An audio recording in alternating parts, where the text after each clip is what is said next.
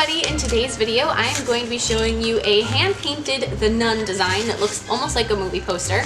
So it's just almost completely grayscale. There is just a touch of a creaminess to her skin and then the green irises, which are just so creepy. I hope you guys like this as much as I do. It's all done with gel paint, and don't forget to check out Helen's design, which is virtually the same thing as mine but just done a little bit differently. Everybody's got their own technique and style, so you never know what's going to work for you, and I will see you next time. Bye! So I'm going to begin by painting the nail with solid black gel polish. This can take either 1 or 2 coats. And then with some white gel paint, I'm going to begin just sort of finding the shapes that I'm going to use in this design. So if you are somebody that really needs to sketch, you could buff the surface of this nail and then use a pencil and actually sketch on the nail if that's something that would just be a little more comfortable for you. However, if you're like me and just like to kind of fly by the seat of your pants, then you can sort of find the shapes as you go.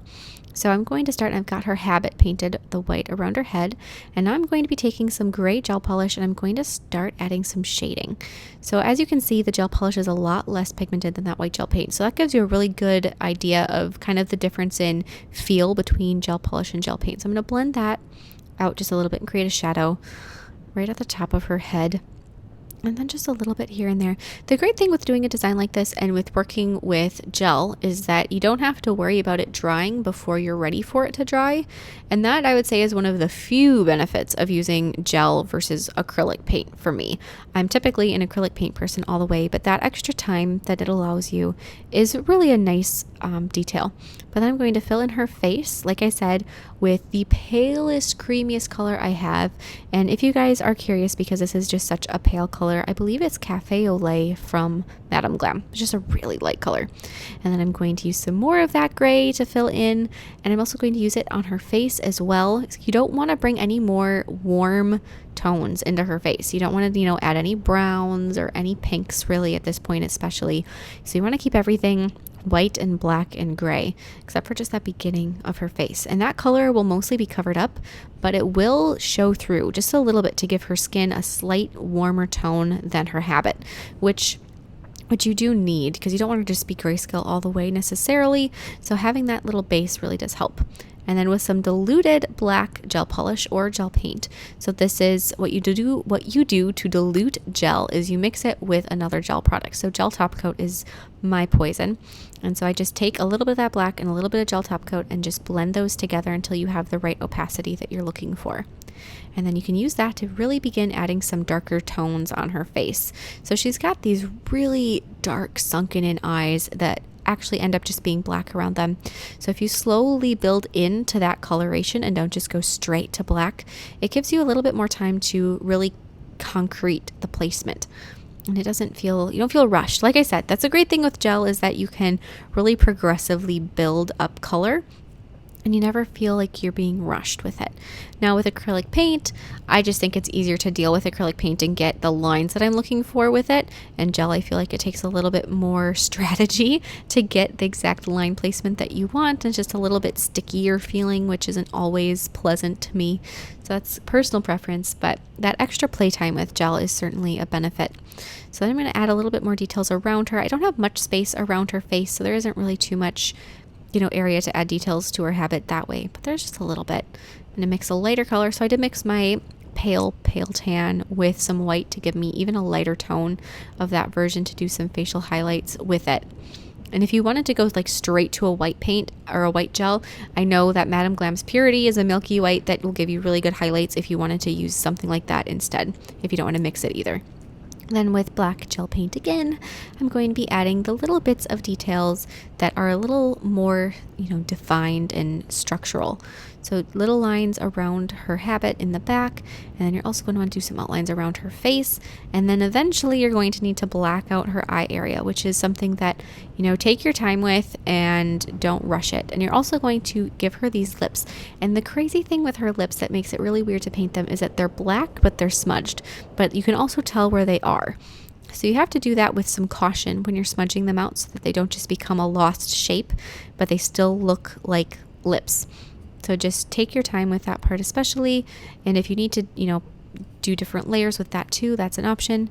So when you're filling in her eyes, like I said, just black them out, but then blend it out. So after you've got the shapes in there, when you're happy with it, just take a clean brush and just tap, tap, tap, tap, tap, tap, tap, tap, tap, tap.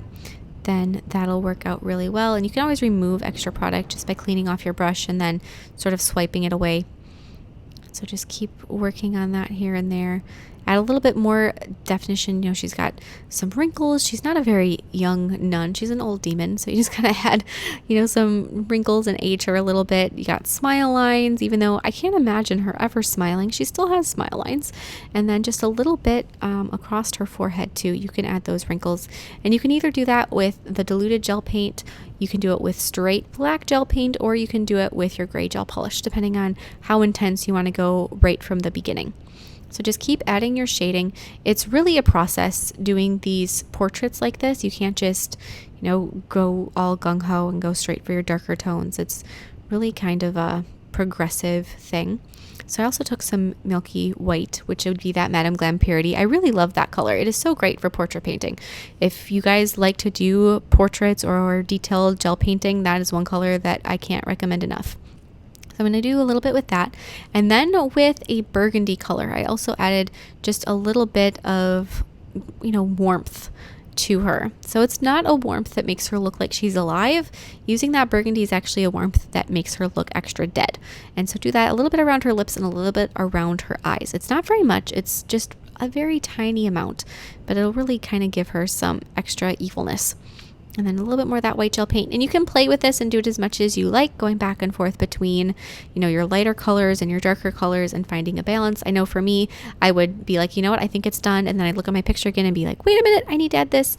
And that is a perfectly fine process to go with, because that, you know, you keep testing yourself and looking and make sure that you're doing it right.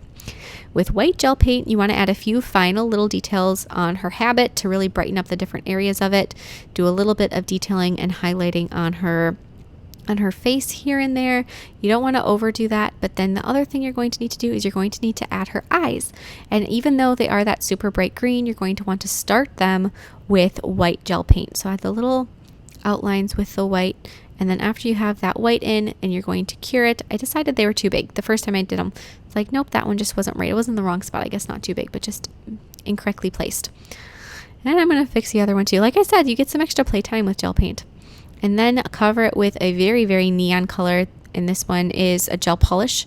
But then after that's cured, then you can fill in with the black, and that's it. Apply a layer of matte gel top coat, and she is finished. Whenever you're doing portrait painting like this, I personally love to do a matte because you see the details so much better than glossy.